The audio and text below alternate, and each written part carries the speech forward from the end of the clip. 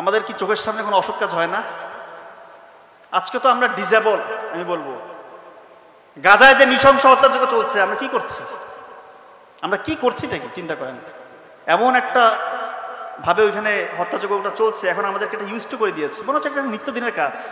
আমাদের কোনো ভ্রুক্ষেপও নাই, আমাদের মধ্যে কোনো ওই ইমানি তাগাজা নাই যে কি করতে হবে সেটা আমরা জানি না।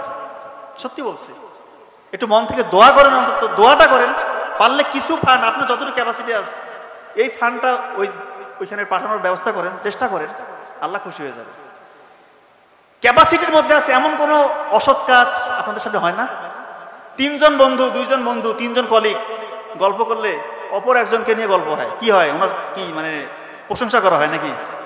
হ্যাঁ, 3-4 জন যখন গল্প করি, অন্য কাউকে নিয়ে গল্প করলে ওনার প্রশংসা করি, আমরা ভালো ভালো আলোচনা করি, হয় সমালোচনা, গীবত।